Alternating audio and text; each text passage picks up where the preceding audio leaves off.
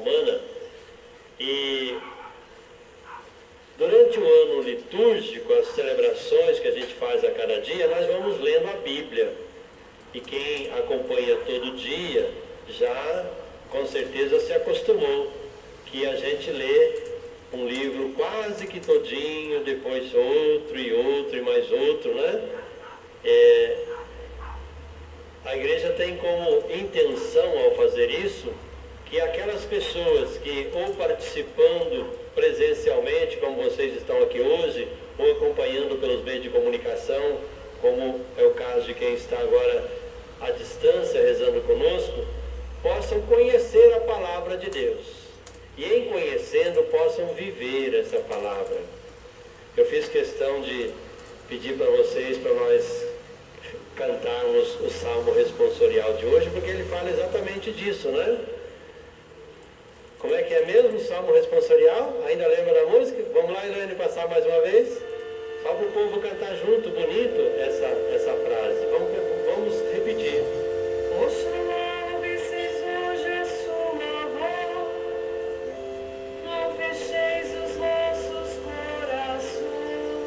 Como que é?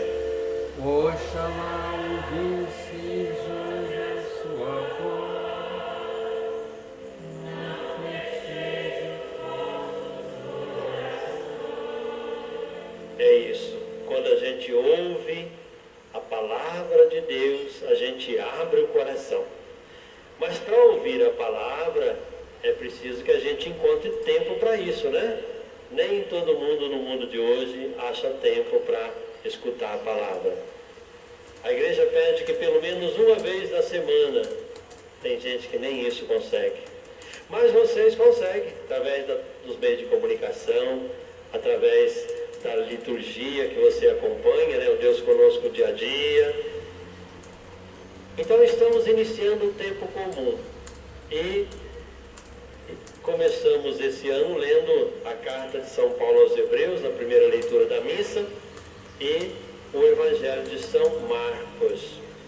Na carta aos Hebreus, o texto de hoje nos dá um retrato de Deus no Antigo Testamento. O Antigo Testamento é a primeira parte da Bíblia, né? Tem 46 livros do Antigo Testamento. E ali conta muita história.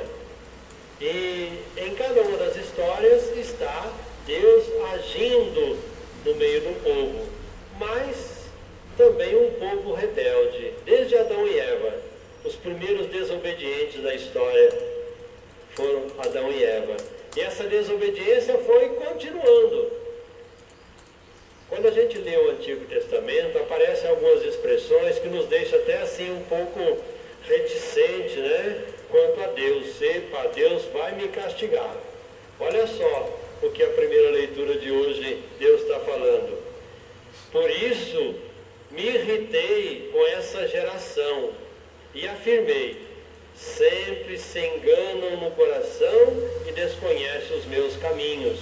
Então Deus está bravo com o povo, falando: olha, vocês são cabeça dura, desobediente. Agora é que vem o pior. Assim jurei na minha ira. Imagine Deus com raiva.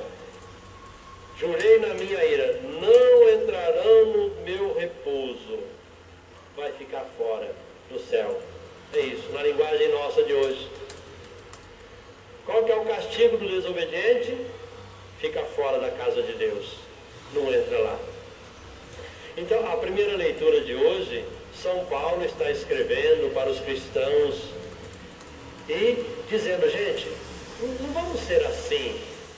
Não vamos ser assim, porque senão nós vamos ficar fora do reino. Já pensou? A hora que chegar a sua vez, você chegar lá no céu, bater na porta, Deus falar assim: está fechado para você? Vai passar um carão, né?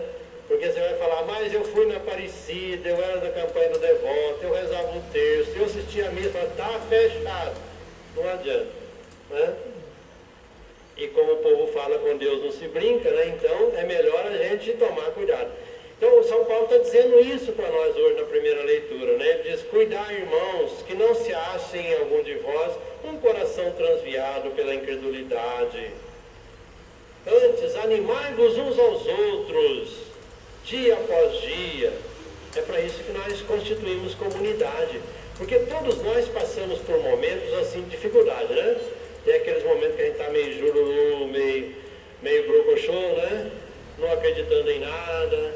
Tem alguns momentos que a gente acha que Deus esqueceu mesmo de mim, né? Não valo nada para Ele. E aí, qual que é a função da comunidade? Não, meu filho, levanta a cabeça. Opa, Deus está te carregando no colo, né? Então, São Paulo está dizendo para nós, não vamos, né, ser desobedientes, incrédulos, porque senão o que vai acontecer? Deus vai nos deixar fora do seu reino. Agora, no Evangelho, mostra para nós um outro rosto de Deus. E quem nos mostra esse rosto é Jesus. No Evangelho de São Marcos, que foi escrito para responder uma pergunta, quem é Jesus? O tempo todo, Jesus está mostrando o jeito de ser de Deus. A história de hoje é muito interessante. No tempo de Jesus, quem tinha lepra não podia viver em sociedade, tinha que viver fora da família, viver longe, não podia chegar perto. E quem tocasse no leproso ficava impuro também, então não podia. Olha só a história de hoje. Um leproso chegou perto de Jesus e se ajoelhou. Aquele caboclo estava mesmo numa pindaíba danada, né, coitado? Falou, não posso viver com a minha família, não posso viver na sociedade, ninguém me aceita. A única esperança que ele tinha era Deus. Ele chega perto de Jesus, então se ajoelha, se prostra e diz, olha, se queres, tens o poder de me curar. Olha só a fé que esse homem teve. Então Jesus não só cura, mas cheio de compaixão. A compaixão, eu já falei um punhado de vezes, vou repetir, é um sentimento que toca lá no fundo da alma da pessoa e faz com que ela se desdobre para poder acudir o outro. É mais ou menos aquele sentimento da mãe com o filho que está doente. A mãe fica sem dormir, ela se vira, se inventa, se reinventa para poder acudir o filho. Essa é a compaixão.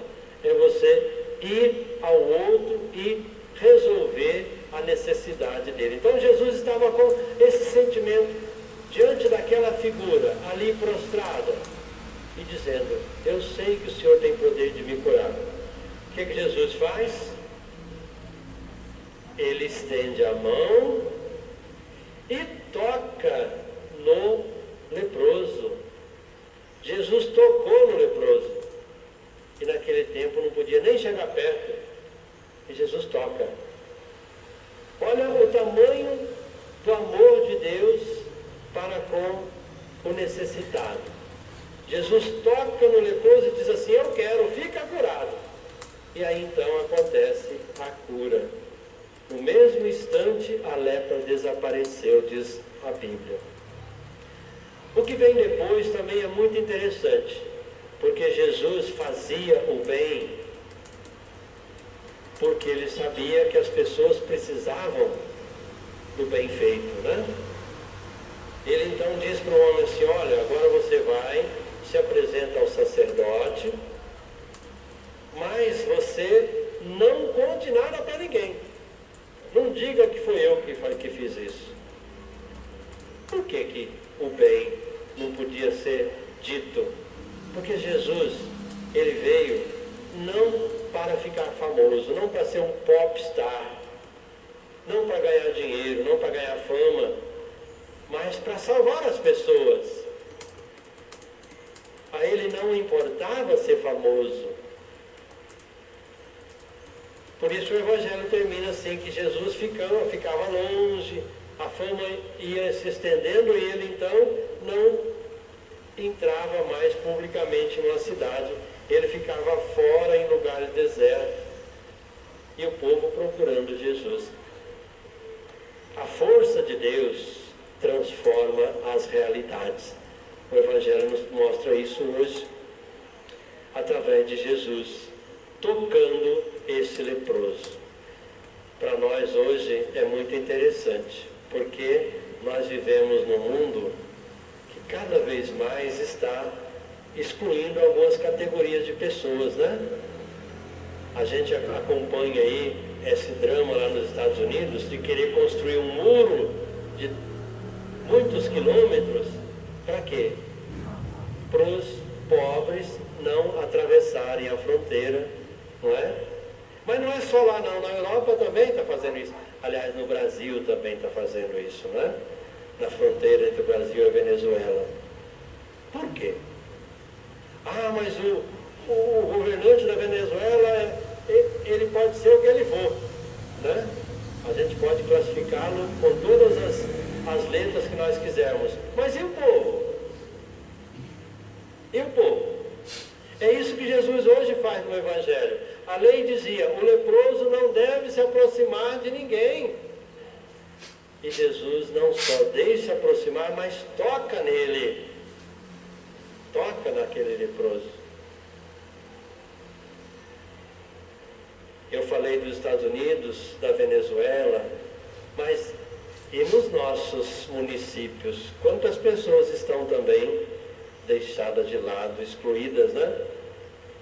Excluídas do mundo do trabalho e de tantas outras realidades, e a gente construindo um mundo cada vez mais doente. Então o Evangelho de hoje diz, opa, gente, vamos mudar isso. O mundo não pode ser assim. Se a gente quer o mundo de Deus, é preciso que a gente construa esse mundo de Deus. Senão o que vai acontecer? Hoje não fecheis o vosso coração, né? O que nós rezamos. Oxalá ouvesseis hoje a sua voz. Não fecheis os vossos corações. Não fecheis os vossos corações. E para encerrar a nossa reflexão da palavra de hoje, a primeira estrofe do Salmo responsorial que eu disse quando nós não estávamos ainda celebrando, eu falo agora para quem está lá em casa também acompanhar. Esse Salmo 94 é o Salmo que os padres, os religiosos e todos aqueles que leem e rezam a liturgia das horas começam o dia rezando esse Salmo. A gente começa dizendo assim, vinde, adoremos e prostremo-nos por terra e ajoelhemos ante o Deus que nos criou, porque Ele é o nosso Deus, é o nosso pastor, e nós somos o seu povo e seu rebanho, as ovelhas que conduz com a sua mão. Que coisa bonita, né? Nós temos um Deus que cuida de nós, é nosso pastor, Ele nos conduz com a sua mão. E a única coisa que Ele pede de nós, hoje não fecheis o vosso coração, mas ouvi a voz. Ouça a voz de Deus. Muita gente faz isso, muitos já fizeram e continuam fazendo. Hoje nós estamos celebrando uma dessas figuras chamado Antão. Antão foi um monge, ele era um rapaz rico, filho de uma família rica, mas era muito religioso. E ele, ouvindo a palavra de Deus, sobretudo aquela história do jovem rico, que o jovem rico chega para Jesus e pergunta, o que eu tenho que fazer para chegar no céu? A conclusão final foi que ele tinha que vender tudo o que ele possuía, dar aos pobres, e aí ele teria um tesouro no céu. Santo Antão entendeu isso, foi lá, vendeu o que ele tinha, deu para os pobres e foi então ser monge. E depois a palavra de Deus foi continuando, dirigindo a vida do Antão, e ele se tornou uma grande referência para quem quer seguir a vida consagrada. No desprendimento, porque ele tinha muita riqueza, deixou tudo para servir a Deus. E riqueza, a gente briga por ela, não é assim? Quando vai repartir a herança que o pai e a mãe deixaram, que brigueiro danado que vira em casa, né?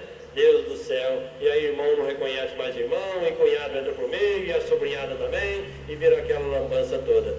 Então, abriu mão de tudo. Ele abriu mão, por quê?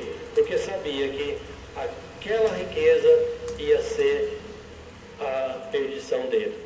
Então, as portas do céu lhe foram abertas. Por quê? Ouviu a palavra, entendeu e viveu. Que Santo Antão nos ajude também a sermos fiéis e a vivermos no despreendimento e na firmeza. Nossa Senhora Aparecida, a nossa mãe, nos ajude nessa caminhada de fé. Vamos agora fazer a oração da